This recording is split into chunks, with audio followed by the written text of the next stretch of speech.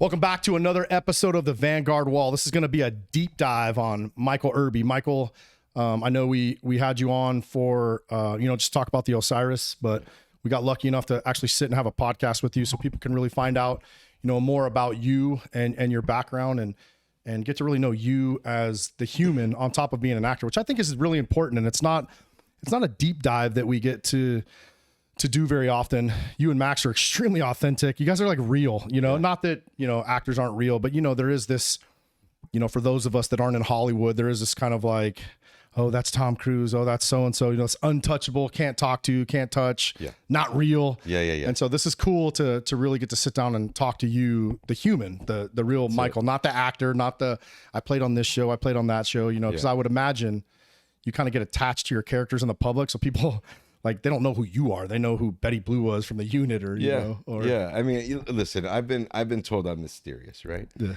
And it's not really anything I try to do. I just, I got into this business to play other people and not really be Michael Irby. I love Michael Irby, but there's some things that I just didn't want to deal with anymore. Yeah. And I wanted to go and, say other people's lines and put other people's emotions and heart in there. But yeah, I'm very available to my friends. Yeah, right? Sure. As it should be. I have a very good group of friends. I'm kind of a working man's actor. I'm kind of a blue collar actor. I don't really consider myself an actor. I consider myself a human being, and this happens to be my job. But Max, I met Martini. I was on another show out in LA. And he came on to do an episode or something. And the girl that one of the girls on the show, she goes, "Do you know Max Martini?" I said, "No, but I love the name." And she goes, "You two, I don't know what it is, but you two would hit it off." So a year goes by. I get an audition for the unit. He gets an audition for the unit. We both ended up getting the show. We haven't met each other yet. Day one, he's like, "Irby?" I'm like, "Yeah." I said, "Martini?" Bro, I think we were out until 3 a.m. that night. That's dope. And our kids know each other. Max and I used to camp and fish, and we just this business is very funny because I have found, like, through my whole career, I usually take one person from each job, one person that I feel like I have something to offer or has something to offer me. And Max was that person for me on the unit, and here we are freaking 18, 19 years later. And we're still homies. And that's awesome, Joe. Yeah. Well, everybody gets an intro, and I don't want to skip yours. So today we're exploring the extraordinary path of Michael Irby, a journey that took him from the soccer fields of Europe representing Team USA to become one of Hollywood's most authentic military and law enforcement voices. Picture this: a professional athlete whose career ends in injury, who makes a $500 leap of faith to New York at age 20, grinds through drama school, and emerges as the man who would spend 4 years as Sergeant First Class Charles Gray in the Unit TV show. Great TV show. If you haven't watched that, you're really missing out. Then you evolve into Master Chief Adam Seaver and SEAL Team, earning the trust of real operators who see themselves in your performances. But Michael's story goes deeper than tactical authenticity. This is a man of mixed Mexican-American and African-American heritage who's broken barriers while honoring the truth of the cultures and the communities he represents. From the Special Operations Brotherhood of the unit to the outlaw leadership of the Mayans Motorcycle Club, from the polite menace of Barry's Cristobal to the detective work across multiple Law and Order appearances. Michael is also a poet, a father passing values to his son Addison, a creative soul who expresses himself through spoken word, music, and the deep craft of authentic character development. His athletic foundation gave him the mental toughness that translates perfectly to portraying warriors, and his artistic heart ensures that he never forgets the humanity behind the uniform. This is Michael Irby's story, from elite athlete to elite storyteller, carrying the responsibility of authentic representation in every role. Yeah. I don't know why that word's so hard, bro. Sorry. No, that's all good. Well, that sounds... Who is that guy? Yeah. I love these intros, man. I've gotten like really crafty with them, man, because I get to say the things that most people sitting in that chair won't say about themselves, but it's kind of a fun journey. Yeah, well, thank you. No, that sounds like a good dude right there. Let's go back to the beginning. You were playing professional soccer, representing Team USA in Europe.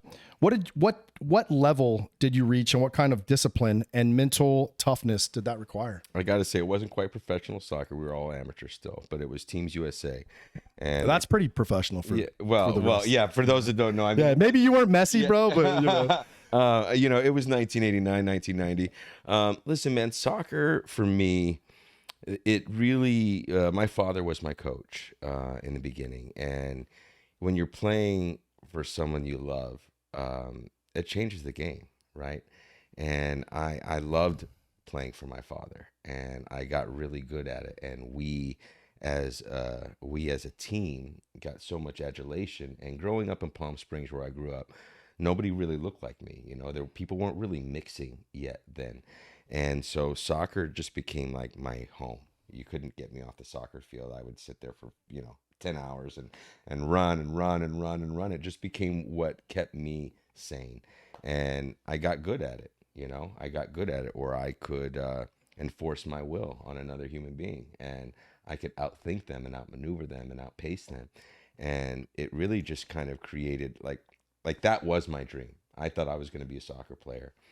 I went to Europe. We playing over there. We did a bunch of the amateur cups over there, and we were over there for a little while. And I came back, and I didn't really like school. School wasn't my thing, so I was thinking about maybe taking a year off anyway, getting my tapes together so I could show some different D1 schools and whatnot. And during that time, I got in a car accident. Me and my boys were out in Lake Havasu. We were living. That's what you did back then. You're just living. Mm-hmm. And we came home. My buddy fell asleep at the wheel. And we rolled the car about 6-7 times, and I broke both of my knees. And I just, life at that point.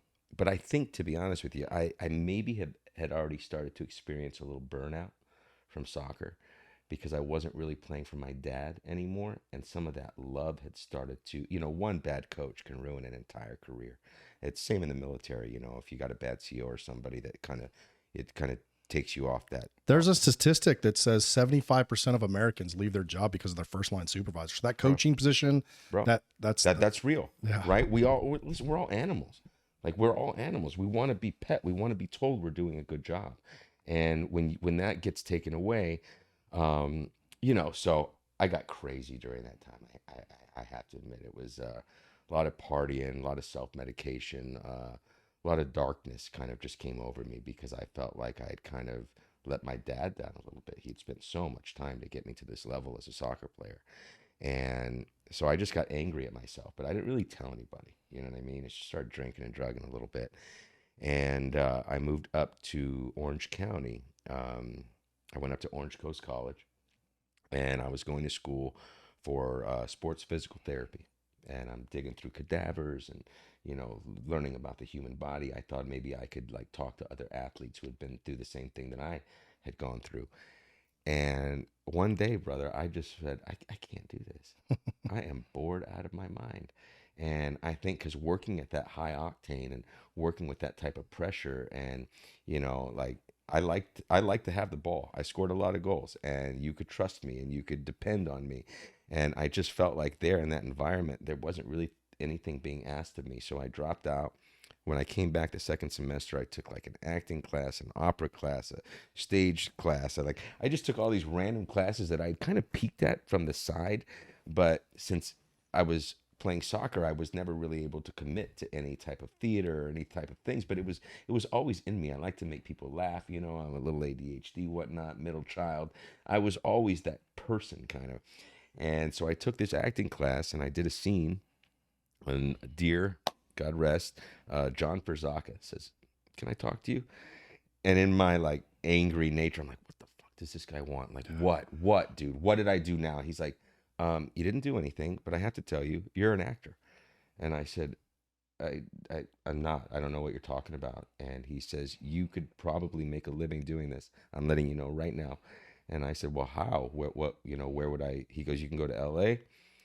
Right now. You can go to L.A. and probably, get some work, or you can go to New York and study if you really want to become a professional at it." And coming from soccer and having that work ethic, I was like, I'll go to New York. And I went out there, and I can't say the rest is history, because we're still making it. But that's where it all started. This episode is brought to you by TitansArms.com, your trusted source for research-grade SARMs. These third-party tested compounds are formulated to support research into tissue selective activity, especially in muscle and bone. Titan offers free nationwide shipping, a wide selection in both capsules and droppers, and oversized 90 capsule and 90 ml bottles.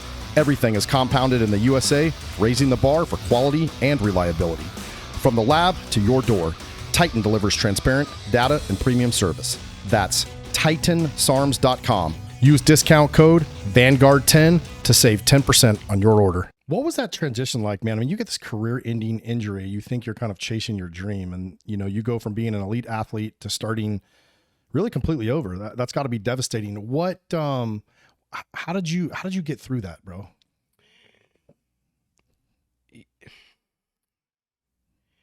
The way I grew up in the desert, my parents, we were always what happened in our house.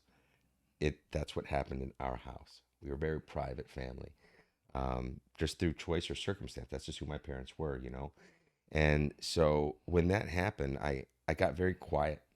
I just got very quiet, very angry.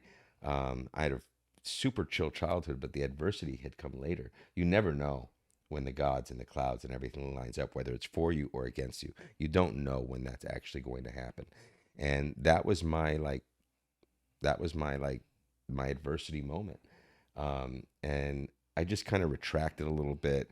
And again, it was the self-medication. Like, I was doing drugs, and I was like, it wasn't pretty, it wasn't pretty. I was probably a little scary to my friends, my roommates, the people surrounding me. I was able to fake it very well, though, right? That's kind of the gift of man, right? We're able to kind of fake things very, very well. What was the defining moment, man? Did you bottom out? Like, there's a lot of people listening to this podcast. Yeah, I wouldn't say I bottomed out. I just saw something else, right? Another door had been opened because I was still able enough to see an opportunity, right? Like, I'm very big on like following the yeses, right? I believe God, or whatever it is that you believe in, there is somewhat of a predetermined path. And I believe in God. Right? Yeah. You know what I'm saying? Like, yeah. And whether it's fate or free will, right? Those are all different dynamics at play.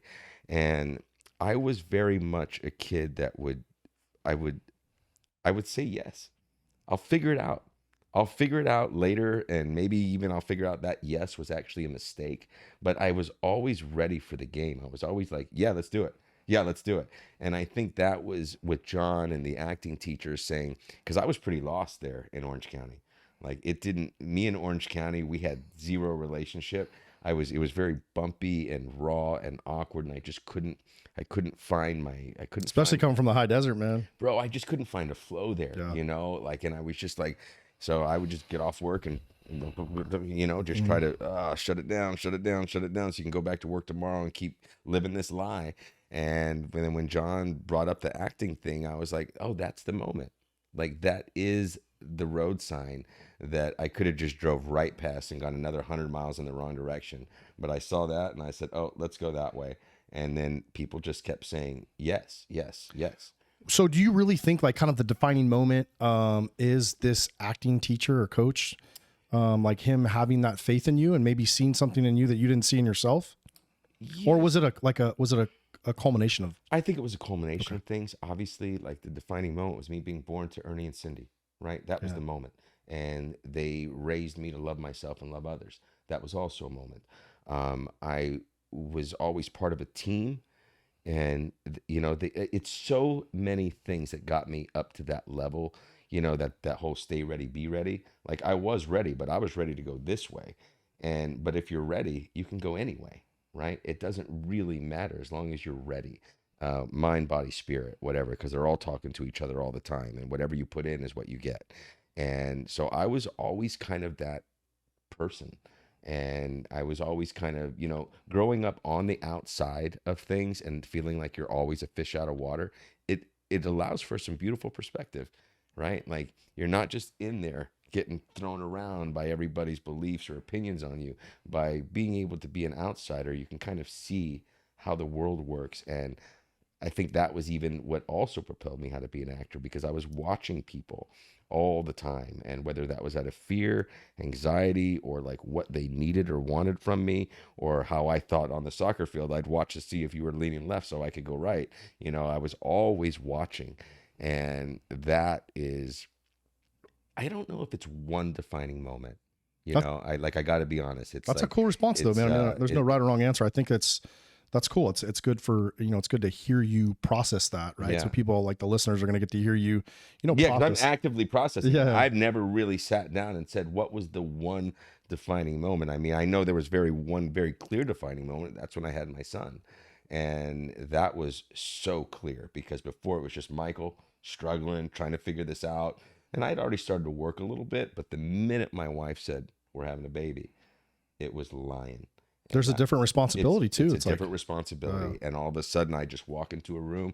I say, you want to do it? You don't want to do it? Cool. Next room. You want to do it? Oh, you do want to do it. All right, let's go. Because I'm here to feed my family. Yeah. And that became very clear to me. It wasn't about like me or fame or money or anything like that. It was just now it became very clear what my purpose was on the planet. I love hearing that, man, because, I'm a father. There's a lot of fathers out here. Like at the end of the day, yeah, you might be an actor, but you're still a human. You're a father. You have a family, and above all, you had a responsibility to take care of it. And that sometimes that drives us too. Yeah.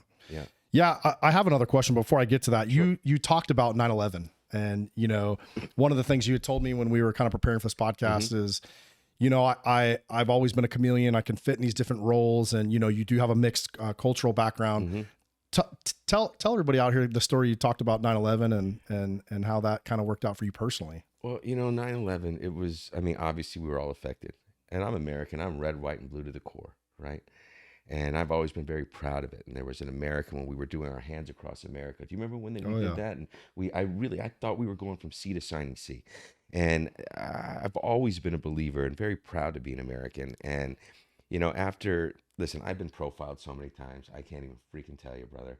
Like, I was at the airport once. I just got a movie to go down to Nashville. I was going to be working with James Gandolfini and Robert Redford, The Last Castle. And I'm down there. I borrowed my buddy's Jeep. He lost his keys, had to break out the window. I pull up with my girlfriend, now my wife. Before I know it, I got my hands on the car, and I got 12 people surrounding me because they thought I stole this car, right? I'm like, man, I'm getting ready to go do a movie with Tony Soprano. And they're like, oh, yo, this guy's an actor. And that got me out of that, right? So it had happened. It had happened at different aspects of my whole life, but only through the black and brown, right? It was only through that. And after 9/11, I had a big beard going, shaved head. I looked like all the brothers out in the Middle East, right? And all of a sudden now, I was getting checkpoint at the airport. I was getting stopped left, right, and center and then assalamu alaikum, wa alaikum assalam. Like everywhere I was going now, I had become a whole different thing because that was the new bad guy, right? That was the new bad guy for whatever right or wrong. And all of a sudden I was like, whoa, they all think I'm Middle Eastern. And I got flight plan, right? I ended up getting flight plan with Jodie Foster when I went to LA. And I thought it was very fascinating because I went in there and I don't have any Middle Eastern background, right? But I'm an actor. So I jumped on, I figured out the dialect. I figured out how the speech comes out. And when I met with the director, Robert Schwenke, and I ended up getting the part, and I was like, bro, why me over like all these other people? He says, you were so unapologetic. You were so angry because you were being singled out as the guy that kidnapped her child. He says a lot of other people kind of went more the victim route and was like, no, I jumped at that, right? Because I'm a fighter. I'm a fighter. I don't care what I don't care how you want me to do it, but I'm still going to fight. And like after 9/11, that really changed it actually made it, I had more empathy for the Middle Eastern community after 9/11, where it was like, see something, say something, and I was just like, whoa. That guy's just putting down his backpack. Slow down. His kids are right there. Like, we just have to slow down. Not everyone's bad because 3 guys did a bad thing, right? And that goes for everything right now. We're very fast to just jump on, whether it's right, left, this, that, or the other. We just had this conversation off camera. You know what I mean? Like, we're very fast to jump in. And like, listen, I get it. There is a true innate right and wrong, and I give that always back to God, right? I was born perfect. I believe that in my heart and soul. I was born perfect. And this journey as a human being, you tend to find, different things about yourself. And like 9/11 really put me on it really, I was consistently getting stopped in the airport with my family. My wife is Nicaraguan and Irish. My son, he looks like you basically, and Handsome dude. and I was still sitting there going, wow, how am I randomly getting stopped like 7 out of 10 times at the airport? And it's because there was a little thing in there where like, I am not your victim. Right. And they were like, oh, now I got to check this guy. Cause he's not afraid. He's not wishy-washy. And, I don't know. That was a very interesting part. And I think at the end of that, I think the gods gave me flight plan because of that. So I could exercise that part of it. And I was very proud of that movie. That's awesome. Yeah. Thanks for sharing that. I know that's an extremely personal story, but Yeah. I thought it was very interesting when we talked about it on the phone, and that's like, definitely worth storing. Cause people don't realize what other people go through, you know? It's like, I tell people all the time who have road rage, it drives me nuts. Like, some dude cuts you off and you guys want to scream and yell at each other. What if that dude's mom just got told she has 2 days to live? Right. What if that dude just got told he has cancer and he's dying? Like, you just never know what's going on. Like, sometimes you just need to slow down. Yeah, man. It's funny Great way to enough, put when it. we were in LA, and our son, he was in the belly, and we were on our way to a doctor appointment, and we're going down, and I had to make a right, so I threw my blinker on, and I didn't quite see this guy, and I pull, and he throws on the thing and everything, and my wife and I were a little stressed. We got this new kid. I'm very young at this point, and he wants to pull over, and he's like, "Get out of the fucking car!" And my wife's like, "Babe, babe, babe." I said, "No, hold on." So I get out, I go up, and she's watching the whole thing, and I say, "Brother, what the fuck is going on, man?" I said, "My wife is in the car. We're 7 months pregnant. I'm heading down here to Cedars. I said, I'm a little bit." But again, he didn't know where I was coming from. He thought I was just cutting him off. By the end of the day, it's about a minute and a half conversation. My wife sees this. We hug it out. She goes, What did you say?" I said, "I just told him where I was coming from and where I was going." It changed his entire world. You just were human, bro. I was human in that moment. Awesome. I didn't go ape shit. I just went out. I said, "Listen, brother, I'm having a baby. We're a little bit late to the doctor's appointment. This, that, and the other." And we literally ended up shaking it and hugging it out. And my wife was just like, "Dude, you're like, I just watch you all the time do this." And you're able to navigate with all different types of worlds and people. And whether you're $1 million or the homeless man, I'm able to, again, I believe, because I have such a big worldly view, I don't really put anyone anywhere until they open their mouth. Right? I'll let you put yourself somewhere. Yeah. I don't know you until you say something, right? Like I am your friend until I'm not. That's helped me and it's hurt me. But I don't take anything for granted, and I don't assume things. The 4 Agreements is a very big book with me. The 4 Agreements? I don't think so. It's the 4 Agreements. Take nothing personal. You don't make assumptions. Be very true to your word. What you say is what you do. And when you're there, be there, right? And you leave wanting, needing, desiring nothing, right? Like, I never wanted anyone to say when I left the room, ever. When I leave the room, I want them to go, okay. That's awesome. Okay, I knew who that guy is because I was there, present, not taking anything personal, not making assumptions, and being true to my word. And that was, and I found that book through acting. But yeah, like, I'm all about being present and being real, man. And I'm, like I said, I'm down for you until I'm not.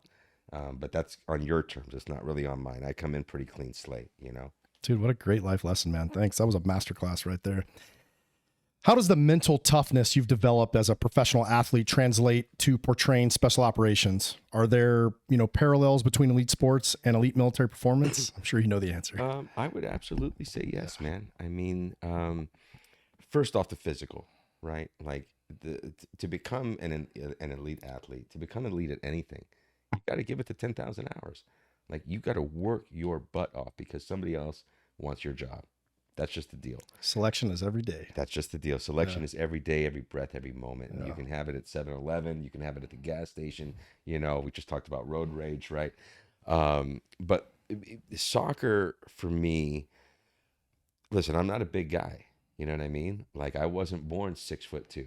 but in my mind, I'm identifying as a fucking giant. You know what I mean? And when on the soccer field, I realized that I just needed to be smarter than everybody. And I think that was something that kind of benefited my career. Definitely made me a better soccer player. I believe it's made me a decent husband. You know, we got like 29 years in there, so I must be doing something right, right? Bro.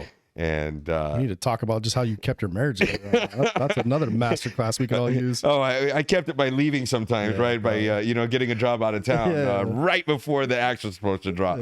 But no, you know, I believe sports, obviously, the brotherhood of it, you know, having other people depend on you, you having to depend on other people. That's also a very big thing, you know. Like, I'm into golf now, but golf is a very solo sport. You got a big team of people around you. But in soccer, football, basketball, like, you are very, you're doing it right here with your brothers, right here, and you're on offense and you're on defense. It's very interesting sport, you know. And like football, you're just on offense, then you're on defense. Soccer, it's a very give and take thing. So you really got to be in the water. You have to be in flow. And if you're not in flow, you'll get penalized for not being in flow or for overthinking, right? Like, you can't really overthink on the pitch. And I don't really think you can overthink in our military world. Like, that's called the preparation. And then when you get in there, you're able to just do. Yeah, no, soccer was everything. I believe it made me the man I am and made me able to communicate with people and, you know, take over the room. Yeah. I kind of asked this earlier, but I'm going to ask it kind of in a different way. But what did that drama professor see in you that you didn't see in yourself? And what was that moment of recognition like for you? I mean, you were struggling, right? Like, you had your dream ripped out from underneath you. You know, you're out, you know, Orange Coast College doing the next logical thing that you thought you wanted to do. And all of a sudden, you know, you have this person see something in you that maybe something you weren't even looking for. I got to be honest, I wasn't looking for it, man. I was tired of this, right? I was so annoyed with everything. I would just look in the mirror and I would just get so annoyed with what I thought I had lost, right? But I was too busy looking that way to see all the cool shit that was happening. And when John kind of singled me out, it was, I mean, I just did a scene, and I think he just saw a truth and a vulnerability, I guess. Because I was pretty vulnerable. I was pretty raw at that point, you know. I was down to fight, or I was down to cry, or like I just didn't know who I really was at that point. So when John kind of put that out there, and I'm a daredevil, you know, I'm like, oh, really? It's hard? Say less. Say less. Okay. And I mean, my friends, my parents, my girlfriend at the time, they were like, what? Because I told no one. I'm a very much like, my biggest plan you'll never know until it's executed. And you'll be like, oh shit, Irby did that. And sometimes it's good to move in silence. It is. It really is. You know, I mean, you know, obviously you have to communicate sometimes. You can't do that with your wife and your spouse or your son or your daughters. You know, you can't do that with family sometimes. You do have to be available. But yeah, I think it was that. Yeah, I really think it was that. And I don't know what he saw. Maybe he just saw somebody that he wanted to help because he saw me, you know, very quiet, you know, but and I don't even remember the play that it was, but I know that the dude was angry and he was a homeless guy living around the thing, and he's just always watching people. But he just, I don't know what he saw, but I'm really glad that he saw it. I think, you know, you talking about that just really reminds me something, and somebody else said this, probably more profound for me, but I'm probably going to butcher it. But, you know, sometimes we spend so much time staring in the rearview mirror that we crash the car. There's a reason why the windshield is so much bigger than the rearview mirror. Yeah. You know, and that kind of analogy reminded me, you know, I was reminded as you were telling your story of, you know, instead of staring back on what you could have been and what has, you know, you made this all in, make it or break it, you know, going to New York and kind of on a prayer. And, you know, I love that. I think there's a great life lesson in that. And look at the success you've had. Sometimes, you know, you know, we talk to a veteran community, and it's not just veterans that watch the show, but, you know, we do have a pretty big veteran audience. And sometimes guys get out of the military and they have this transition and they're like, man, they spent this time doing this thing that they liked, and that time's closed. And some people, man, they just can't focus on the windshield. They want to, you know, drive around staring at the rearview mirror, and you're missing opportunities. And that story and your life story is kind of, as you're explaining, it's just a perfect example. Listen, I get that it's there. and you should peek at it. Sure. Right? Absolutely. You need to know where you came from to know where you're going. Great point. And it is good to peek at it and say, okay, I want that in my life, or I don't want that in my life, right? Like, but that's what the rearview mirror is there.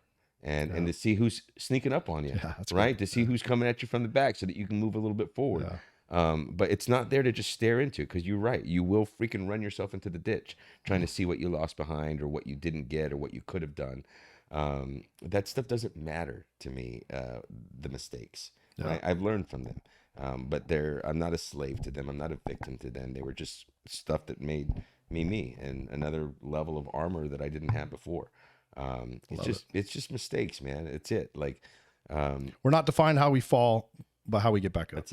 That's it. I love that, That's bro. it. You grew up in Palm Springs, with mixed Mexican-American, African-American heritage. How did your parents, Ernie and Cynthia, prepare you for the challenges you'd face in entertainment? Ooh, in entertainment. We had a lot of love in our house, I gotta say, right? Like a lot of trust. When we were growing up, again, like I said, there wasn't really a lot of people that looked like me. My brothers are mixed, and my brothers look a little bit more black than I do, and I look a little more Latino than them. And like, we can all three walk into a bar and they're like, are you guys brothers? Until we start talking, you hear a little cadence, a little voice thing, you hear some stuff that, to know that. But, my parents, like I said, when we went into our house, we were kings. Right? However we got treated out there at the school and the teachers and the shit that was coming at us, when we went home, we were valued.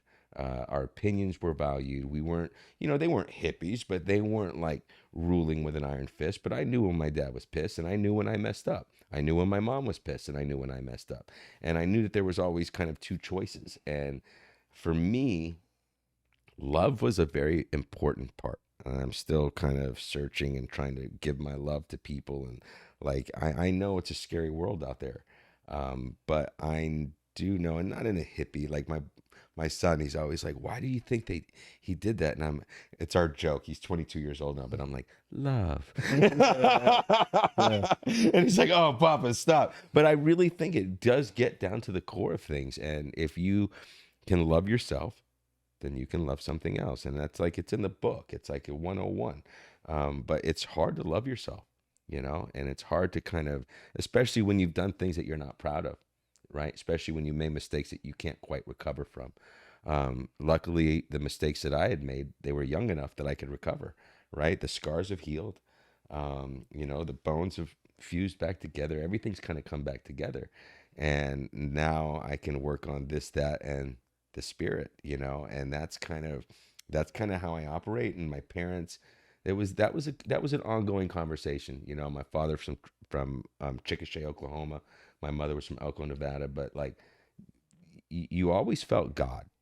I sent my kid to Catholic school, even though we were hippies. And like, I'm not a big God guy, but you have to know that that's real, and that that exists. And when you can start kind of living in that space, then I believe that you become more a man of the people, Amen, brother. Yeah. I don't even have a follow-up to that, because that was pretty poetic in and of itself. Thank you for that. How did you land the role of Sergeant First Class Charles Gray, Betty Blue, and David Mamet's The Unit? What was the casting process like? Funny story. I went in and I was the first guy in the room. It was like 10 o'clock on a Monday. And I got there and there wasn't anybody there. And usually there's other people there. So I'm sitting there and I'm waiting. The casting directors aren't even there yet.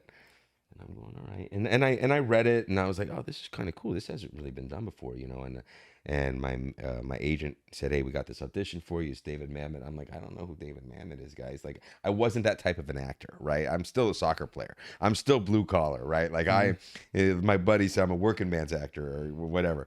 And so this little dude walks in with a beret. And I was just like, hey, what's up? And he's like, are you here for the unit? I said, yeah. He says, all right, well, do you have any questions? I said, no. I said, do you have a pen though? I need to sign in. I didn't see any. I think I'm a little early. Nobody's here. He's like, okay, yeah, I'll go get you one. So he walks in. He comes back out. He gives me a pencil. He said, you sure you don't have any questions? I said, no, I think I'm good. He goes, well, I wrote it. I'm David Mamet. And I was like, oh shit, my bad. Jumped up, brother, very nice to meet you. And he goes, well, what do you think this scene's about in there? I said, well, I think I want to fuck his wife. And he's like, okay. So long story short, he goes, I want you to go in there and I want you to tell the rest of the producers to fuck off and that you don't need this job. And I was like, okay. And he hits me really hard. And I'm like, all right. Okay, cool. So I go in, I do the first scene, and David looks over, got a little twinkle in his eye. He says, you're a really good actor.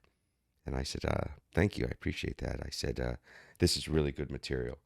I said, if it's good, I really want to make the extra effort. I said, if not, fuck it. I don't need this job.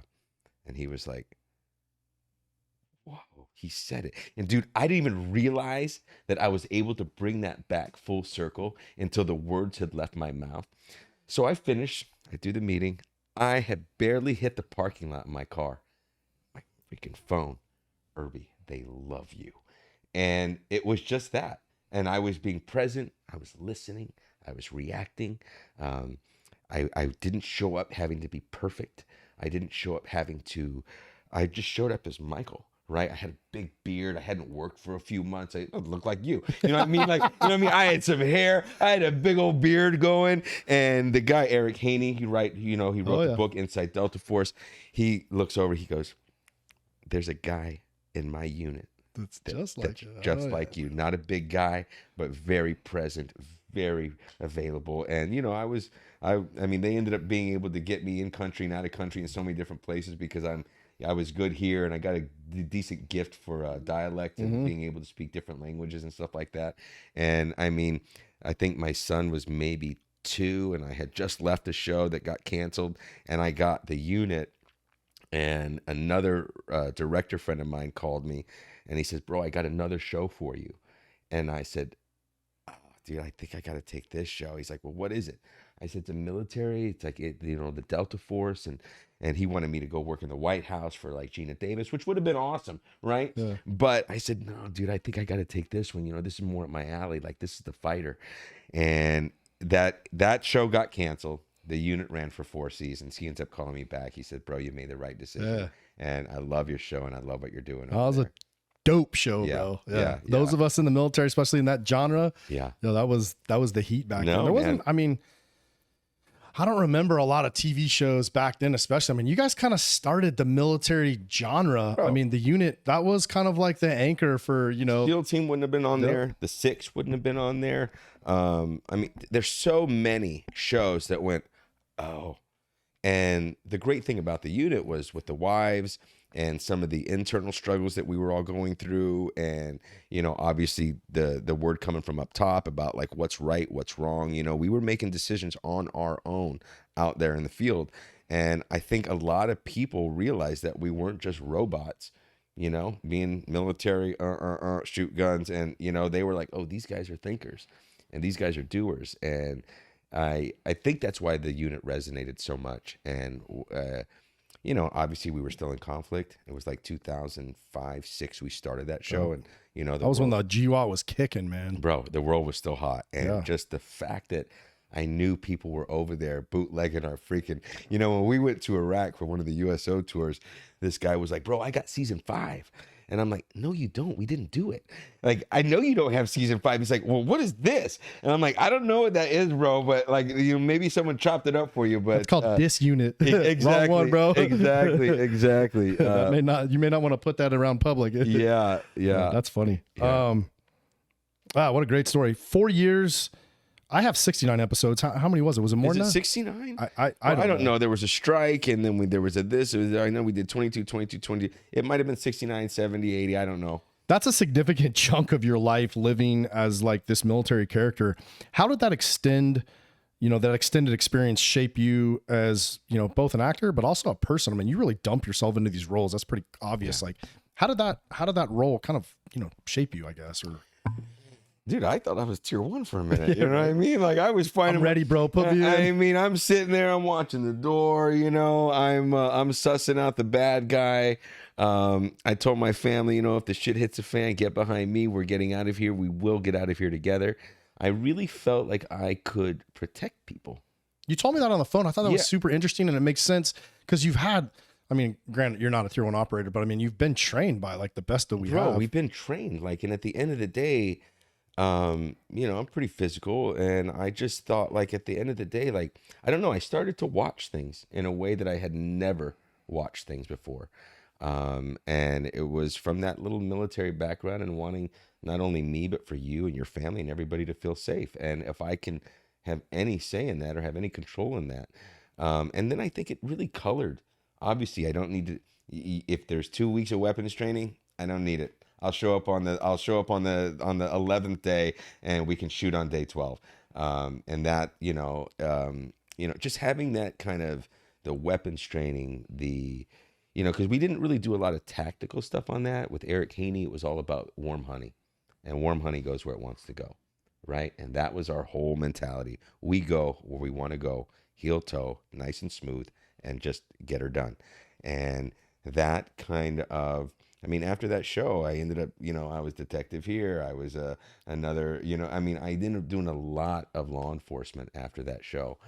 Before I was kind of the bad guy, for better or for worse. And I did that. But after the unit, I was really being able to get seen for a lot of other things in the law enforcement community that they saw. And I think I was innately had a right and wrong, as we spoke about before. Like, I think Michael Irby, had an innate right and wrong. And, when you throw a badge in there and you throw a gun in there, I'm all in, right? Like, I'm all in. I can still smell things. But, playing bad guys all the time, it was very pigeon, they kind of pigeonholed me right there. And I was like, I'm not really that guy. Like, I'm really acting as the bad guy. Yeah. Really acting. Because I'm really a good human, bro. You know what I mean? But Master Chief, Adam Seaver, and Betty Blue, and all the other law enforcement stuff I was doing, that didn't really feel like acting. That actually felt more like me than anything I'd ever done. Your character had the nickname Betty Blue. Where did that come from? It's a great French film. And David's a big old film fanatic. Okay. And Betty Blue, it just worked. What was it? Betty Blue, Dirt Diver. Yep. What was it? Hammerhead. What were the other boys' names? I'm forgetting right now. Cool Breeze and Snake Doctor. Yeah, that was the team. Was the team. It's funny. Yeah. How did you develop that authentic military culture? The culture, and then details like that from all the, like, were you guys getting coached? We weren't really getting coached, man. I mean, the scripts were solid, right? And as an actor, you read a script, you read a game plan. Because Delta's definitely not an open book like SEAL teams. It's not an open book, right? It's not an open book. So, there was a lot of stuff that we had our little clubhouse. Max and I were very good friends on the show, which I think they kind of smelt that we were becoming friends off the show. So then they started to really write for us in a very cool way, very organic awesome. way. Yeah, in a very organic way.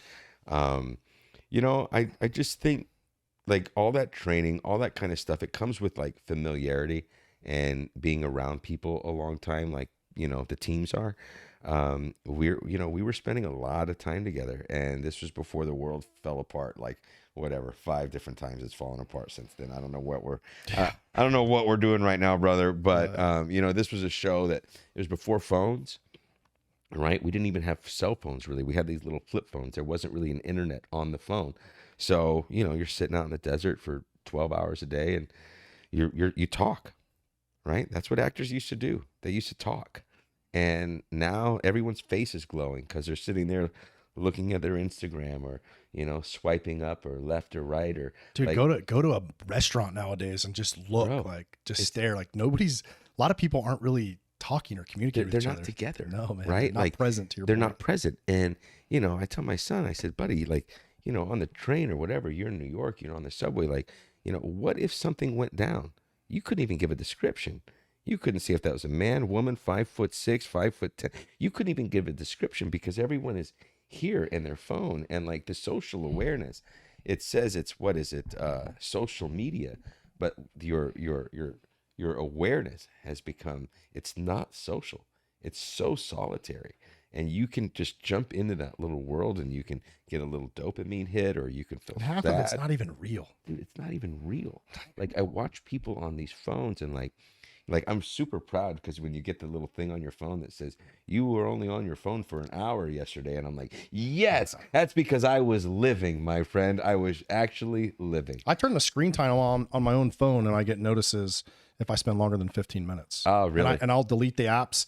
Yeah, because I mean, unlike, much like everybody else, we have a business, I have a podcast, I try to put stuff on social media, but man, if you're not careful, it will suck you in and give you nothing. And all of a sudden you missed a night where you could have been present with your kids or your wife, and you really, you're not living, man. You're just getting sucked into the matrix. No, 100%. That's a great point. What kind of research did you do into like real Delta Force operators? Who were you able to talk to, or what did they teach you about that world, or did you get any of that? There wasn't really a lot of information floating around then, and like I said, the internet was not really like a real big thing yet, but like, listen, Eric was very forthcoming and he would just share, and it was, I don't know, it was more about like what it was to be a man, I guess.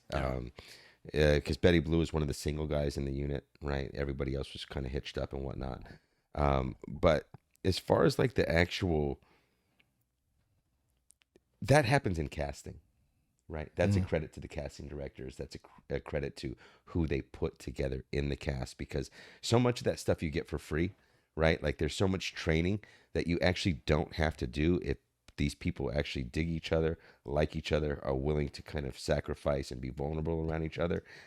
As a casting director, you can cut out so much busy time of training if you just hire the right people. And you see, I mean, Max and I, they couldn't have paid for that. They couldn't have trained me and Max to be friends the way that we are actually friends organically. There's no training for that. Yeah, that's cool. What kind of training did you guys do, or did you guys receive? We had our boot camp. But it was a lot of weapons. A lot of CQB stuff. Just a lot of slicing the pie. We were doing a lot of that back then. It was a lot of the weapons training, but for Delta, we were going in, getting weapons in country, right? We were going there and we were getting the AK-47s, not necessarily the weapons that we, were training with, because then we would go there and we would get weapons after, wherever we landed in the show. So we just had to get very familiar, just all the trigger discipline. The great thing about military shows is you never see what we're shooting at, but they always fall, right? Like, we don't have to be a dead shot. We just have to look like we're a dead shot. It's like the A-Team. You know what I mean? If only it worked that way in real life. If only it worked that way in real life, which I know it doesn't. And, we take a little bit of license there. Yeah. But, I mean, hey, man, Betty Blue, he was a sure shot. Yeah. You know what I mean? Dude never missed. He never missed. It's like the A-Team, bro. I grew up, and then, you watch the A-Team now as an adult. You're like, bro, those dudes were horrible shots. Bro, horrible. Nobody died, bro. Nobody died. There was at least 3,000 rounds fired, and nobody died. 4 years, Max Martini, Dennis Haysbert, Scott Foley. What was that ensemble like dynamic like? Obviously you and Max were close, but did you guys, what did the cast, it seemed like you guys had a decent bond. We hung out, man. And this was, we weren't pigs or anything, but we were just men being men. We were talking shit. Yeah. You know what I mean? And that's what it's really like too. And that's what it's like, we knew that. And like, so and usually on my stuff, it was just the five of us. It was just the boys.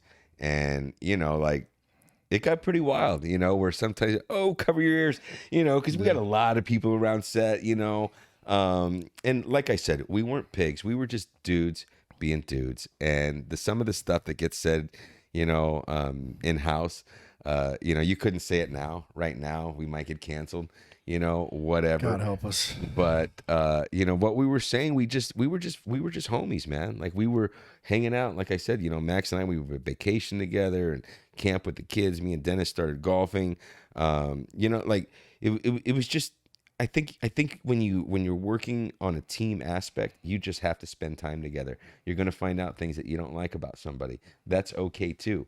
That can even lead to humor, right? On the show. Like, it's okay. Like, like, we don't have to, like, we're family, you know, but like, it's okay to not like everything about every person. And I think we brought that to the unit. And I think that's why it resonated. I think that's why we got 4 seasons. And I think that's why I still get stopped in the street, man, 15, 20 years later. And they're like, that was my jam, dude. That was my jam. I love that. Yeah. That's got to give you this like sense of pride. I mean, yes, you're paying your bills but you want your work to matter and, you know, feel like there's a purpose. So that's got to be cool to just get that reassuring, like, you know, yeah, I worked hard, because you guys know what you put into it, and also had fun. I think there's no reason why you can't have both. You can work really hard and still have a great time. Work hard, play hard, man. Yeah, bro. Work hard, play hard. No, and the Mayans was kind of cool for that too, because, you know, I went into the Mayans. I'd never ridden a motorcycle a day in my life, right? And my manager called me. She goes, dude, they really like you for this part. And I'm like, okay. She goes, but you told them you don't ride. I said, yeah, I didn't say I can't. I just said I don't. And she says, okay, well, you got motorcycle lessons in the morning. I went out. I learned in 2 days, did the cones, got my M1, went out to set. And the other guys who'd already been there for a while and ridden, they're like, you've never ridden?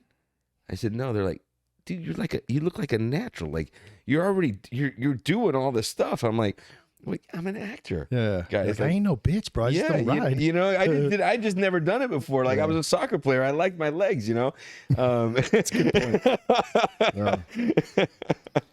What surprised you the most about military culture as you portrayed it? You know, what aspects did you not expect going into it? I'm going to say the pure admiration and the love that I received from the community. Because again, I was just an actor doing a job, right? I didn't know that there was this whole military community out there. Like, you know, my grandfather was in the military. I didn't have a lot of military in my family. And it's just something that I got recruited in high school, but again, I was an athlete. So I was like, maybe later, but I'm going to Europe right now. I'm going to try to go and, you know, knock this out. And I think it was really that. It was the love that we got from the community and saying thank you. That always put a little lump in my throat and said, oh my God, thank you. I'm glad I could make you proud. I'm glad that you believed me, because at the end of the day, as an actor, I only want you to believe me. You know what I mean? Like, and if you don't, I haven't done my job, right? No one's going to die if I fuck up. No one's going to die. But I want you to believe me, because then what dies is your imagination. What dies is you as the audience goes, I didn't like that movie. And I don't want it to be on me. You know what I mean? Like, if it's going to be on somebody, that guy, bro. It's on that guy. It ain't going to be me. You know what I mean? So yeah, I'm going to say it was that. Cool, man. The feedback you got from real special operations community and military families, what were they telling you about how the show's impacted their lives? Well, you know, we covered the PTSD a couple times in a couple different ways on our show. We covered actually, you know, the brotherhood and the love that we had for each other. I have never heard like a negative comment about what we were doing, and we really got thrown in deep at that point, you know. But I even think it was new to the military community, because, you know, now again with these social media and the phones and all this information that's out there, we were at the forefront of giving people that information. Like, we were telling them things about the military and the unit that they had no idea even existed, you know, things that you don't read in the newspaper, because we were there 2 days earlier, right? Like, we were like, that's kind of the stuff that we were dealing with. And that was actually kind of eye-opening to me as the actor, saying, wow, I had no idea what this actually entailed. And then when the military community started to kind of circle us and go, you guys are on it. You're on it. I believe it all. I believe this. I believe this. I believe the tactics. I believe the gear. I believe everything that you guys are doing. And as an actor, that's all you want to hear. You know, you just want to hear that you believe it. And especially for that community who I felt like the stories that were always, you know, whether it was Vietnam or, you know, hating the veterans and hating this or anti-war, anti-this, anti-that. I think we put it in a light where it wasn't anti. We were like pro-human, you know, and like I really think we kind of humanized at least Delta and at least what we were doing at that time. Yeah, I thought it was a cool mix to have the family life on top of very important, because that's who knows if that's what it's really like, but I mean we saw some real, if not the exact, but I mean you guys did the best you could with Hollywood, and because there is a dynamic that goes on home, that goes on at home when you're gone for 300 plus days a year, and I can only imagine deployments and losing your friends. So yeah, I can only that was imagine. cool to see that side of Hollywood, depict that side. There was movies and stuff that would come out later, but you guys did a really good job with that. I thought that was impressive. Kind of moving from the unit to SEAL team, what was a different approach to special operations between these two shows, and how does SEAL culture different from Delta Force representation? I believe that on the SEAL team, I felt like there was an exactness that needed to be portrayed.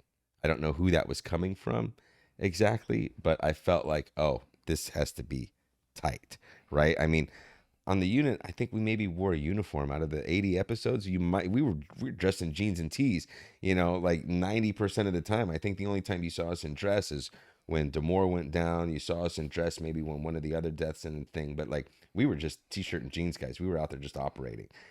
So that was new to me, was the exactness that they wanted to get it done. And again, I think that goes back to there's so much information out there. There's so many haters. There's so many people that want to kind of, oh, that's fake. Oh, that's not real. Oh, that's fake. That's fake. And yeah, there is some creative license that we have to take so that we can tell a story, right? We have to still tell the story. On television or film, it is entertainment. But if there's a way to marriage the two, where you're entertained, you're also learning, you're also believing what's happening, then I think we hit our mark. I mean, SEAL team and the unit, those were like probably about 15 years apart. SEAL team came about. I was at home. It's about 11 o'clock at night. My agent calls me. He says, "Hey, what are you doing tomorrow?" I'm like, "I don't know. What, you got a tea time?" Like, I don't know, nothing. I'm not working right now. What's going on? He's like, "Can you work on SEAL team?" I said, Is that the new show? I said, "I heard about it." He goes, "Yeah, but you need to be there tomorrow morning, 6 a.m., Master Chief, 4-page monologue." And I go, "Oh, well, yeah." Back to the yes. Of course I can do it. I'm sweating buckets at this point, right? And I read it. I go in. It's their very first show of their pickup. The producers, everybody's there.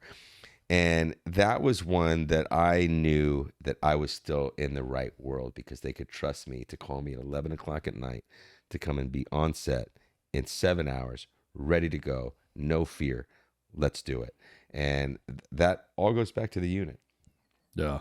Did you talk shit to him and be like, "Hey man, the Army's already done this, dude"? Yeah. Hey, I was there stirring the pot a little bit. Yeah, I was playing stirring the pot a little bit. You were playing Master Chief Adam Seaver. That's a significant rank with kind of a serious responsibility, especially in the teams. Mm-hmm. What was the weight of portraying that level of leadership? I felt like I had eyes on me, but as an actor, right? Because again, you get that offer at 11 o'clock at night. Somebody had fallen out. Whoever their first choice was, they weren't able to do it, whether it's a flight or this or that or whatever. So not only from the team, you're coming in. I was training Clay. I was training. So that was new to me too. I hadn't really been in that position before. I was just more on the operator side. So I was like, oh, I need to button up.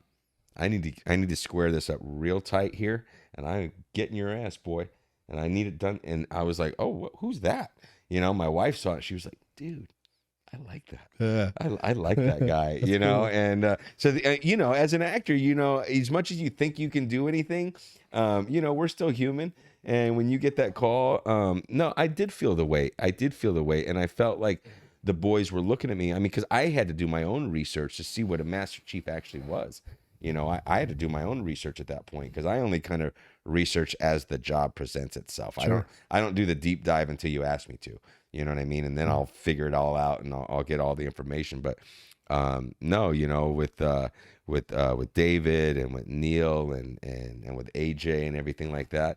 I mean, what's great about actors is they will give you what you need to perform, and they gave me that. They said, "You are Master Chief," and I said, "Oh, you're damn right. Let's go."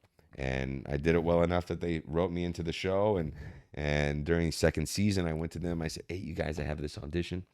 I want you to know I'm testing for this other show. So if you want me, I would love to be here, but I'm testing for another show. And they were funny. They were like, okay, well, good luck. And I came back on Wednesday. I'm like, I got it. You got to write me out. And they were like, what? I said, you got to write me out. So that's how it happens. That's how it happens. You know, everyone's like, why'd you die? I said, I got Mayans.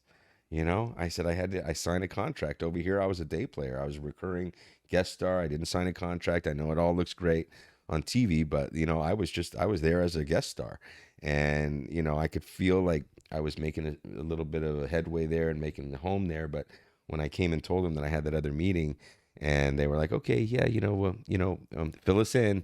And it was really good to fill them in and say, I'm sorry, I love this gig, but you got to write me out.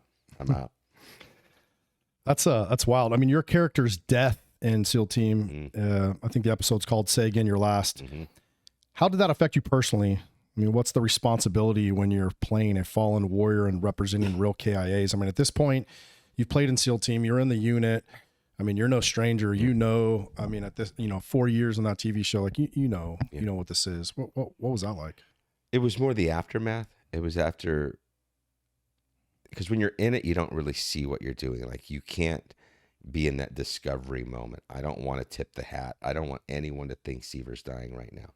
I just have to keep going on to the mission. I want them to think, holy cow, I can't believe that these guys got out of here. And I only got called up because David was going through his own stuff, right? So that's why I even got put in charge of that one operation. But I was more affected by the plane ride home, the very next episode, the opening scene of the next episode, when you saw my casket and the flag, and you saw the brothers and they all started to talk. Because I didn't read that script. I only read the script to where I was up to, right? So, I just wanted to do it justice, right? Like, if I color something, then that's selfish on my part as an actor. So I like to let the audience go through what they believe I'm going through, rather than like go through it for them, I guess. And no, when I saw it, and I mean, I can't tell you how many people came up to me and it's like, man, that floored me. I said, dude, it's okay. I get it, but I got another show. I'm okay. Right. But the people come up to me with the eyes. They were like, man, why? Like, dude, I loved you on that show, dude. Like, what? Like, why? Like, why did they have to? And I said, it's okay. It's okay. They automatically assume there's like some nefarious plot. Yeah. And I'm like, no, it wasn't that. It's just I got another job and I'm actually under contract with those people. And, you know, now I'm in first position. I mean, there was a period of time where I was doing SEAL Team and Barry and Mayans all at the same time. And I would just show up with different facial hair everywhere. And the wardrobe and makeup people were just like, who is he going to be today? I have no idea what you're going to look like. So there was fake beards sitting around everywhere. You know, I had a fake beard sitting around on SEAL Team. And yeah, it was just, it was, you know, it was awesome. It was awesome. You've got so many different movies and roles that you've played. I wish we could dive into them, but I know you don't have a lot of time. I do want to talk about the Mayans. I mean, you know, you did, you know, you do all these episodes, you know, your character, I think it's Obispo Bishop Loza. Is that your character? Bishop. That's a different kind of leadership than military roles. How do you transition from Special Operations Brotherhood to, you know, Motorcycle Club Presidente? You know, I would say it's different, but the same, right? Like, you're still a leader of men, and there's still, listen, we were drug dealers, right? And human trafficking, and we were doing all this. That just happened to be what our mission was, right? That's what our operation was. And I was in charge of that. So much like Master Chief, right? It kind of slid over to Bishop. And, you know, a few of the characters on that show did have military background that were written into the show. And Bishop being one of those. So, like, as far as like demanding and demanding that from your guys and like asking them to all step up and have a work ethic so that we don't get our asses shot. Like, it's kind of the same. Like, it's weird. Like, and there's no mystery that a lot of guys that leave the military world kind of jump into the MC world. Like there's a very large group of people in the MC that have the military, you know, like a lot of the vets, because, you know, you have your same code, you have your same ethics, you have your own, you know, you have your bylaws, you have the way that we treat each other and our old ladies and our wives, and like you've got there's a lot of similarities between the military and the MC culture. Obviously these guys are on the other side of the law, but I think like that brotherhood and all that kind of the stuff it does resonate. It does resonate. Yeah, and that's kind of what my next question was. Bishop, you know, that your character that you play in the Mayans has this Iraq tour and a Pelican Bay background. Mm-hmm. You know, how do you use that military experience to inform this outlaw character? You know, there was a stillness that I created out of Bishop. He kind of had that 1,000-mile stare. You know, he was a bit of a watcher, and he knew he had some guys that were underneath him that, you know, I wouldn't really want to fight with him by my side, but we all were in the patch. You know what I mean? It's like, as much as in the military, obviously in the lower levels, you know, there might be somebody that you don't necessarily 100% respect. And you say, man, I don't really want to fight with this guy because I don't trust that he's got my best interest at, you know, in his heart. And there was some of that stuff going on in the Mayans, but like,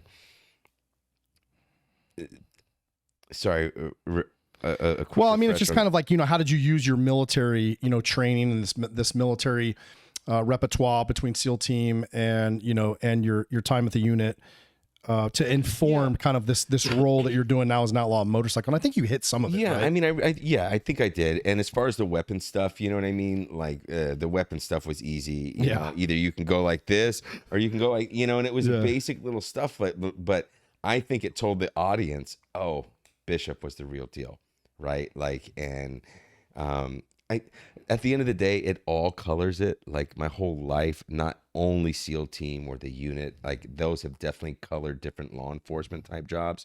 But I would say on both of them, the unit and SEAL team, they really slid right over into the same kind of dynamic. Yeah, and that makes sense. As the Mayans and what was the motorcycle brotherhood similar to or on par with kind of the military brotherhood? Especially like on set, but even like for the show. Yeah. There was a lot of ball busting there, I can imagine. you know, and you know, there's a thing there because we all wear mics, right? Mm. And when we're off camera, they're usually supposed to turn all the mics off, right? So that we can have our little circle of trust, and we talk shit.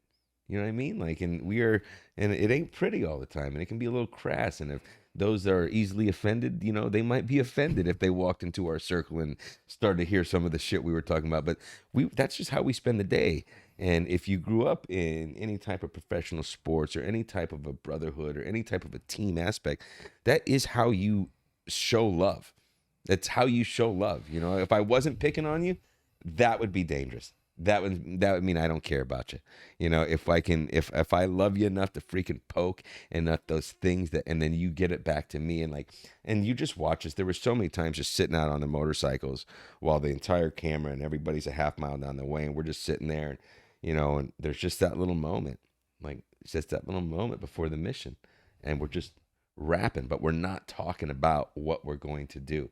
We're talking about nothing. Yeah.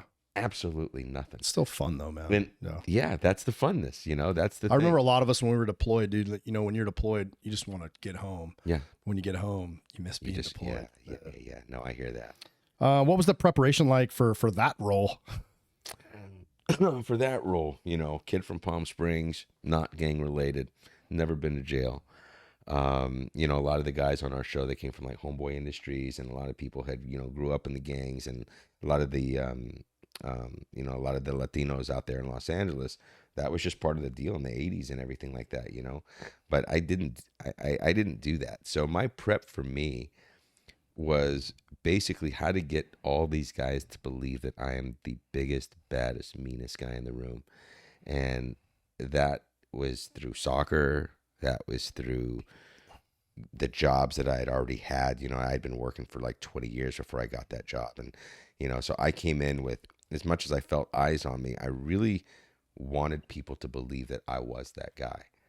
And that's how you know, it was that quiet storm of like, wow, who, you know, I like being very unpredictable in some of the character choices that I would make, or some of the line deliveries where I would get people to think about, what is he thinking about? Right. And that's where if I used to say, I'm living in your head. I got a couch in there, remote, like I'm in your head, like I'm living there. And that's kind of how I liked it. A lot of my prep came silently, right? Because that's the kind of show where you can't really ask, am I doing a good job? Right. That's not, if you're doing a good job, if people are like, fuck, like that's a dude right there. Right. And like, like I was very unapologetic with that. I would tell you to fuck off. And it was balls to the wall. Like, I just needed to let them know that even though I didn't come from the same background or have some of the same, some of the same life experiences, that you had, I've got my own life experiences and I don't need to share them with you. Right. We're here to do work, man. We're just here to do work, and that's all we're here to do. And, I believe that I did that as an actor, and I believe that's why the boys were able to get behind Bishop as the P. Oh, that's awesome, dude. Yeah. Do you own or ride a motorcycle? No.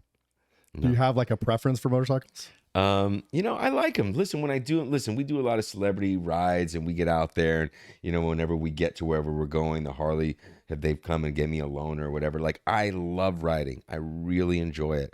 That shit's dangerous, especially in California. But it's very dangerous. It's very dangerous in California. And at the end of the day, like, that's a big commitment. You know what I mean? Like the Sunday rides and just that whole community. And I love that brotherhood and everything, but I'm not that guy. And if I am out in that world and that whole MC culture and you get there's a little vibration that I didn't really need. Once the show was over, I packed it up, took off my stuff. I said thank you, and when I meet fans, it's thank you. But like, I'm a golfer, man. Like, I want to golf and I want to hang out with my foursome and go outside. And worst thing is going to happen is maybe I bogey or double bogey, like not getting my shit packed on the side of the 101 and my knees hanging off. And listen, everybody's got a story. Every single person, especially you've already had an accident. I've already had it. You know what I mean? Like, and I don't know. I just didn't. When I do it, I get the wind therapy and I love it, but I don't really miss writing. I did it on the show. I think that's what I like about you. And Max is kind of the same way. You guys are like authentic. You guys aren't trying to be somebody that you're not, right? You got a job to do. Yeah. You got to play this role in this movie and you immerse yourself in that. Yeah. But that's not who you are as a person. You're not going to die with your Mayan MC jacket on. You know what I mean? It's in the closet. Yeah. It's that's in the cool. closet. I mean, I have a little trophy room, but like that kind of stuff. Cause listen, if I did all the stuff that I've done in my career, I wouldn't be sitting here with you right now if I took all of those different aspects of my life into my personal Michael Irby life. Cause like you said, I'm at the end of the day, husband, father, son, brother. Like, that's the actor. I can sit there with you. If you don't really know, we could be at a bar somewhere talking. And if you haven't seen me, I will sit there for 3 hours with you and I'll never tell you that I'm an actor. It's the very last thing that will come out of my mouth because it's just my job, right? Yeah. Like, I love doing it, but it is a job for me. And it's kind of the last thing that I would really it doesn't define who you are as a person. No, these podcasts are cool because I know it's interesting for people and everything like that. But for me, it's really the last thing that will come out of my mouth when I meet new people until they finally ask, when you get to the dreaded, so what do you do? I'm like, God, now we're here. How did we get here? Let's talk about you more. Yeah. Oh, yeah, exactly. Yeah. You played a Latino character in a major television role. What was that responsibility of that cultural representation, and how did you work with other Latino cast members to ensure like authenticity? Well, that's another interesting question. I mean, growing up in the desert and having a black father, right? These are, it wasn't always cool. I wasn't a real Mexican and I wasn't a real brother, right? And I was like, all right, well, fuck off then. I'll just be a real man. How about that? And that was kind of like, I'm not a big flag flyer, man. Like, I'm Latino, but I'm American. That's awesome. Like, my parents are fourth generation. My father, I don't know if slave ships, this, that, and the other. I don't know how we got here, but I know where I'm at. You know what I mean? And it's like, you know, and the ice and this and the different things, like everyone wants me to jump on to a movement. And listen, I understand it. I'm on the American movement, bro. I'm on the American movement, man. There's right, wrong, everywhere you can find it. Hell yeah. And I'm Michael, and these are my parents. And like, I remember I was doing a Comic-Con, and a woman said, you know, I just love the fact that you guys are doing like the real Latinos. And I said, I just got to ask, if you don't mind me answering this question. I said, do you consider me a real Latino? And she said, well, yeah. And I said, oh, because you know, I'm mixed, right? And she was, what? I said, but I'm still like, I grew up. This is how I grew up. Like, I know tortillas, and I mean, like, I'm a real Mexican, but like, it's nothing. Like, even my son, like, I'm just really hesitant of standing on someone else's platform, I guess. Good for you. And as an actor or a celebrity or somebody with your own platform, I feel like everyone would just want you to be a voice, you know, for their platform. And like, listen, I can silently agree or disagree. Like, I don't know if my word as an entertainer, I want to entertain people. That's what I want to do. If you and me are sitting around having a whiskey one night and we're all alone, let's fucking talk. But like, I'm not going to go out there and put on something on social media for someone to come at me or to force me or to try to bully me to get behind a thing, you know. Like, even when like the BLM thing hit, I said, dude, Black lives have always mattered to me. They've always mattered to me, my father. But I've never thought about Black lives mattering more than that life or this life or that life. Like, I've never thought about anything more important than just us as humans. Like, that is the life that we're talking about. And listen, I've gotten a little heat for that too, but like, I'm going to die on my grounds, right? Like, I'm going to die the way I want to live. And that is kind of, and I have attracted my village. I've attracted my friends. I've attracted the people that go, no, Irby's down. Like, Irby's absolutely down. Oh, you're about to get a whole nother village when these people see this, brother. You're one of the real ones, bro. I love that. This episode is brought to you by TitanSARMs.com, your trusted source for research-grade SARMs. These third-party tested compounds are formulated to support research into tissue selective activity, especially in muscle and bone. Titan offers free nationwide shipping, a wide selection in both capsules and droppers, and oversized 90 capsule and 90 ml bottles. Everything is compounded in the USA, raising the bar for quality and reliability. From the lab to your door, Titan delivers transparent data and premium service. That's TitanSARMs.com. Use discount code Vanguard10 to save 10% on your order.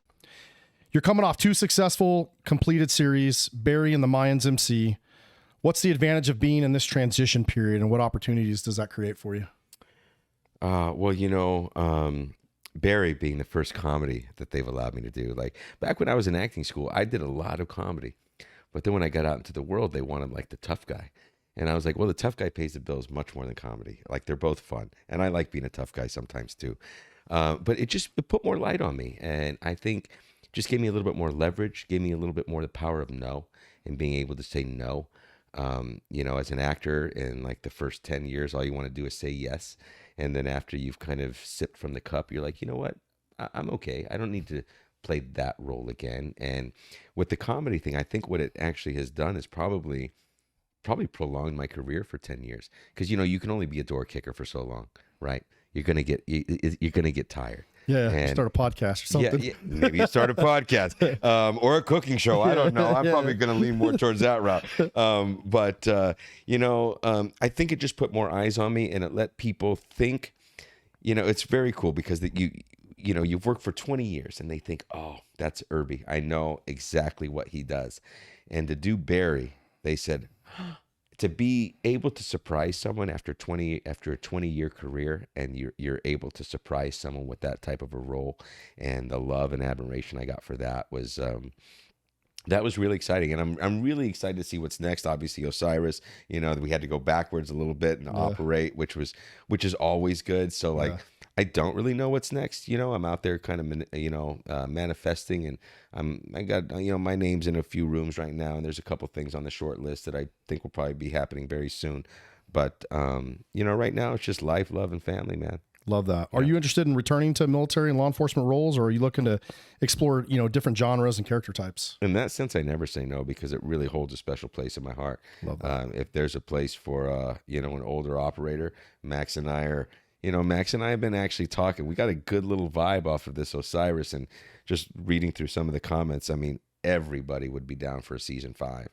Of the unit or some faction or Let's form. Go. Let's fucking go, let's right? go, So man. like, no, man, if I'm able to, if I'm able to wear the patch, and it's good, and I feel like I can kind of bring another light to it and make people proud and feel proud of it myself. No, I'm down with military. From professional athlete to accomplished actor, and I'm going to call you professional athlete because I get it. Yeah. Listen, I didn't get paid for it, but I put in a lot of time. Dude. And I mean, it's hard to make the Team USA, but if you could tell your younger self something about this journey, what would it be?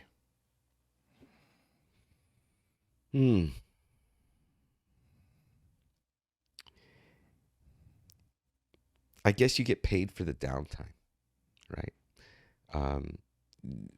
People see us and they see us in the movies and they think we're extremely busy and they think we're always working and everything. But if I would have known, like, also to have something that's a little bit more important than this, because this is such a, it's very finite. Like, this is always ending. Every job I've had, I know that's ending. And I'm going to go to another job and make a new set of friends. And then that job's going to end. Just stay fluid. Don't believe anything anybody says, whether it's good or whether it's bad, because it's all smoke. It's all smoke and mirrors. This business is so subjective, and soccer. It was very easy for you to tell me I had a good game because we won. I know we had a good game. I put 2 in the net and we fucking won.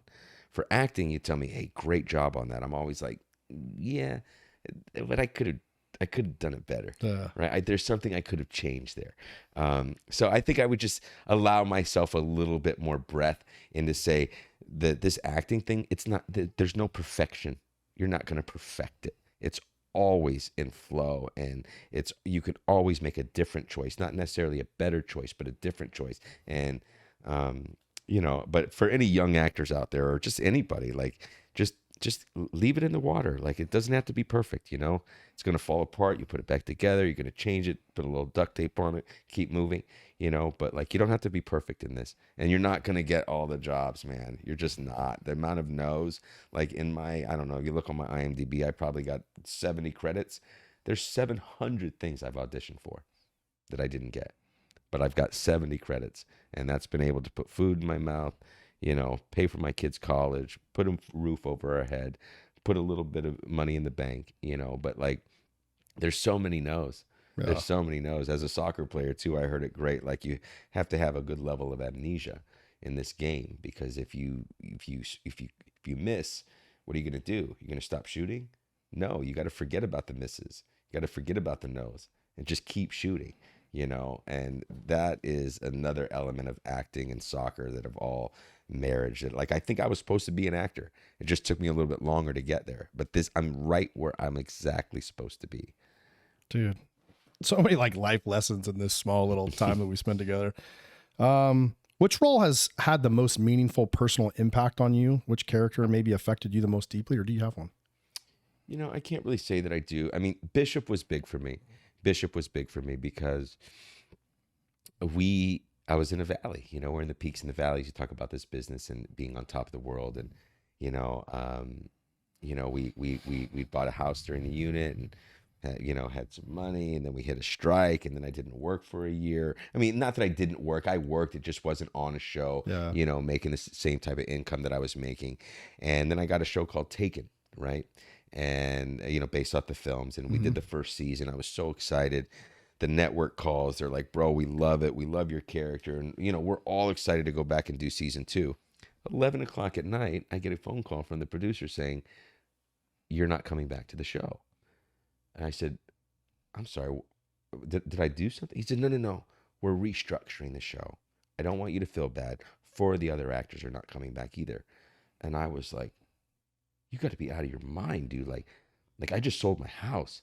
Like, I I just restructured everything. I trimmed all the fat. I got this job like a week later after I sold it. So it was just the gods, right? I had to get the monkey off the back to free myself up, to be creative again, to say, I don't need anything from you.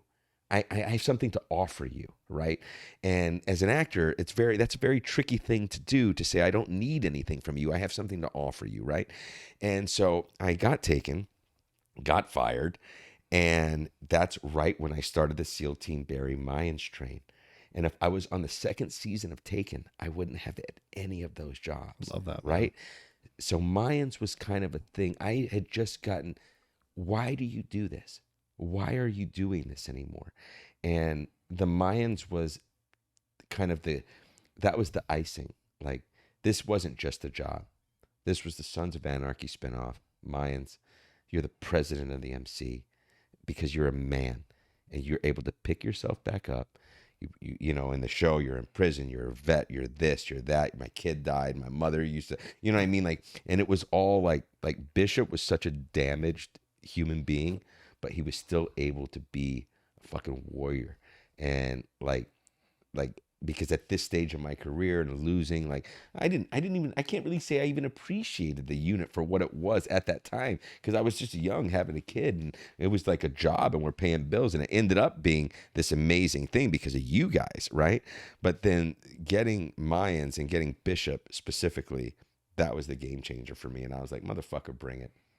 Bring it. You're never going to get me. I love that. Even as you're talking about, I'm watching you go back into your mind and like understand these things and really reflect. So it's like, I really feel the passion, yeah, you know, when you talk. And, you know, there is this thing, Max and I talked about it too, man. There's this like idea that you do one TV show and you're a millionaire driving 2 Ferraris. And, you know, for those of you who've never lived in California, one, it's just an extreme place. It's hard to survive there financially, man, even, you know, even on a movie star salary. So, you know, I like, you know, how you really talk about just, you know, the grit and what it takes to survive, and that real human aspect of, you know, yeah, it was a job and you're passionate, but again, man, you're still number one, you know, you're a husband, you're a father, you know, you got people that depend on you, and, you know, you got to survive. And at the core of that is, it speaks to we're all humans, man. Like, just cause you're an actor, just cause I was in the military, or, you know, somebody's a doctor, lawyer, whatever, like we're all at the end of the day, man, we're all humans. Right? Everybody's going through something too. Yeah, it might look beautiful on social media. You know, it might look beautiful out there in the false world, but we're all going through a little something. And, you know, I tend to, you know, I heard this Dr. Bob Rotella, he's a big sports psychologist, and I thought it was very interesting. There is a big stuttering convention, and did you know 99.9% of stutterers are male? Did not know that. And it's like, you know, we're supposed to just suck it up. We're just supposed to suck it up. Women know how to talk. They know how to use their words. They know how to communicate a lot better than men do. And I had a big stutter as a kid. Like, I was in speech therapy, and I don't really know where it came from. Just this anxiety, this nervousness of feeling like I wanted to say the right thing, or that I was going to say the wrong thing. But yeah, 99.9% of stutterers are male. And it's because we're always having to just fucking man up. You know, and I'm okay with manning up, but I'm also okay with being human, right? And that's who my son knows that, my wife knows that, my brothers know that. But the world, you know, if they just want me to be Bishop, if they just want me to be Betty Blue, I can do that in those 3 minutes, you know. But at the end of the day, you know, I'm just like you. I'm just like you. Man, what a just a great opportunity to see behind the lens of, you know, just an actor, right? To be honest with you, when Max told me you were coming, he, you know, when he initially said your name, I didn't recognize your name, right? Because we know you as the actors on the screen. Right. And as soon as I Googled, I was like, oh, snap, bro. You're like, wait, that's funny. Yeah. Then I texted Vince. I'm like, hey, bro, you know this guy. And just what an amazing opportunity just to see who you are as a person, right? Absolutely. And that's really why I wanted to sit down. You know, yes, we talked about the Osiris thing, but, you know, this will live long after, you know, these you said it yourself, you know, you do a movie, and you know, the whole time you're doing it, you're going to the next thing and then your next thing. But this inside look into who you are as Michael Irby, the human, is awesome for those of us that, you know, watch your work and see who you are, to really get to know the person that you are. Cause look, man, there are some actors that, you know, I don't want to speak ill of too many people, but, you know, they just get this higher than, you know, mightier than thou. And, you know, I'm an actor and I'm better than everybody. And, you know, there was, I think Tom Cruise made a mix up one time of saying like, he was in the military because he's did these movies, Right. and but it's great to just see, who you are and to listen to you talk about, your work and really hear the passion. So, hey, thanks for that. Thanks Absolutely, for spending some time with us. Time is a very valuable commodity. And I know you guys are in a rush to get somewhere else.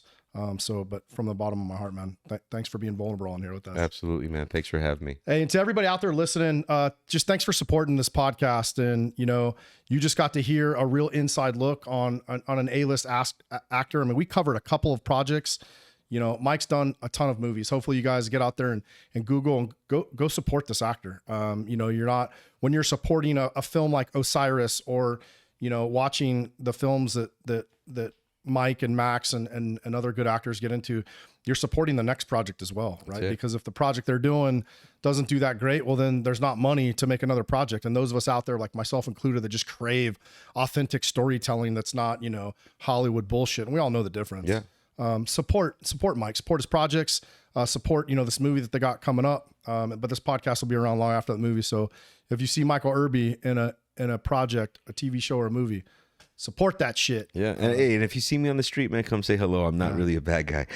And I love that too, man. Like talking to Max, you guys really are just, humans. When I talk to you on the phone, no PR, no nothing, we bullshit on the phone. Yeah. Well, hey, listen, you can do it the other way, but that takes more energy. I think being like negative and being in that space, that actually takes more energy than being positive and light and like available. You know what I mean? At least for me. I can't speak that way for everybody, but for me, it works. I notice if I'm in that space and I'm trying to push everybody away, that takes more energy than going, come here. Yeah. Come here. I love it. Well, and that's probably why you have been successful. And that's probably why you've played these authentic roles and people have just really, resonated with your work, right? Because at the end of the day, we can feel that. When we watch something, like you can feel, there's a difference. I don't want to bash any actors, but there's certain actors we can see like, Then, there's, guys like you and Max and others, man. LaMonica's another one, dude. Dude's a great actor. Yeah, good dude. Yeah, man. It's just, you just feel that, you could feel that human touch and you're just like, man, I like that dude. Yeah. And I don't know if this movie's going to be great, but I like Mike and I want to support him. So Take it. Anyway, everybody out there, man, thanks for supporting us. And thanks for watching this episode. We'll leave links for Mike and how to follow some of his works and be on the horizon for, Mike's got some other projects coming out. So everybody stay safe out there. And if you can't be safe, be violent out here. Love it.